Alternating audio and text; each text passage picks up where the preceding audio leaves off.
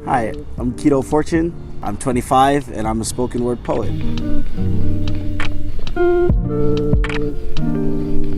When I was in college, around my sophomore year, junior year of college, my roommate started watching these videos, right, of spoken word poets, specifically Rudy Francisco, and like we were just like watching them all the time.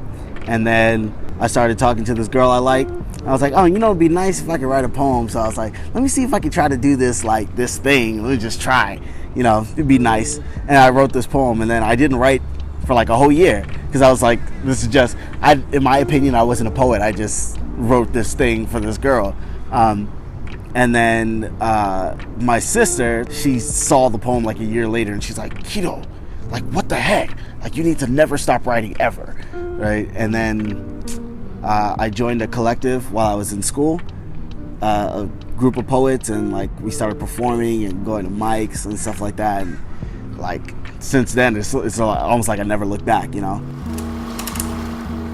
I went to school in Trinidad, and I was in their national slam like for 3 or 4 years, and never got anything higher than 3rd place. Even in some years where I thought that I like really had something, you know, and it was almost like all of that struggle that I had been through before had, you know, kind of gone away, because like this is it, you know, this is what I've been waiting for. So it was a great experience. It was the best. There's nothing better than that. The biggest show I won was the Poetry Lounge Grand Slam. That was to get on the team. They had something like 7 other poets competing to get on the team, and the top 5 people get on the team. I wasn't even thinking about honestly winning the slam. I was just like, I want to get on the team, and I'd been working like non-stop on that for months, from the qualifying to the semifinal into the final, just like constantly working and meeting with poets and like because we had to do group pieces, so I was like meeting with my partner and like working on the piece. Let's run it again, getting everything pristine and stuff like that. And honestly, I think that it was just like I couldn't even take it in at the time.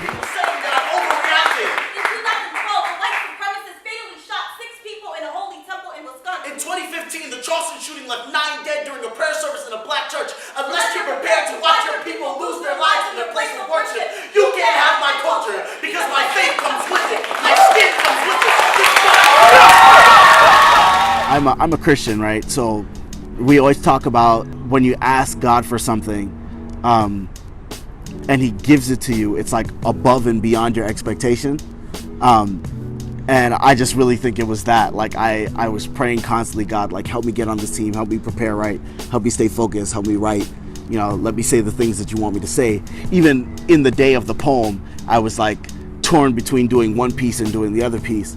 And I was like, God, like which one should I do? And it's crazy because He actually like used one of the poets to talk to me. And she came up and she was like, do the poem that you'll be upset that you don't get to do, that you'll be upset you didn't get to do if you don't get through to the final round.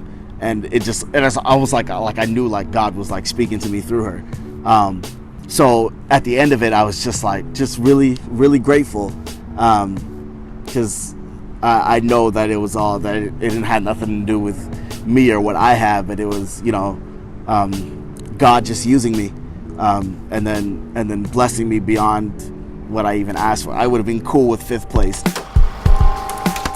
So some of my favorite poems are ones that kind of just I put a lot of effort into, or ones where like I gave myself a specific challenge and like I stood up to it. I challenged myself to write a poem with all like video game and anime and comic book references. So I did that, and I was like going around anime. So that's what always my favorite. Link, the Misty to my ash, the Stampede to my dash, the Tornado to my crash. I'm Mr. Krabs and you're my cash.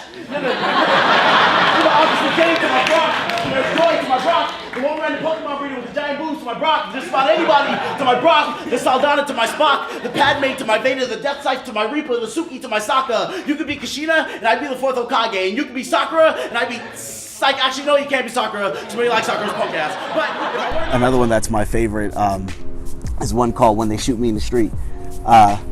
And it's basically in response to all the police brutality and those types of situations that you see going on almost daily now. The first poem that I wrote about that was very angry and reactionary, very much so venting, and it's like a lot of cussing and all that stuff, you know, because I mean, I was frustrated, I was angry.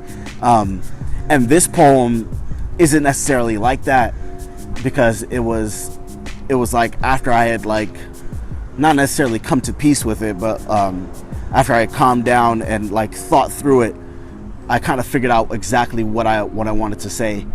And in the piece, it's like I'm giving the scenario of what would happen, you know, around my family and or what the media would tell you when they shoot me in the street, how they would color me a certain way so that it looked like I was less human, so like I deserved to die. That's the, and I really like that one, because even in the writing itself, it's not like what I typically do. It's not like a whole lot of metaphor or rhymes or anything like that. It's just plain talk. I get motivation sometimes from other people's poems. Rudy Francisco, Alicia Wise, Donnie Jackson, Javon Johnson, Saul Williams, a lot of those, the old school Def Jam poets, like Shihan is the host there. Like the topics and the way they go into their performance, their dedication to their performance, like really like inspires me.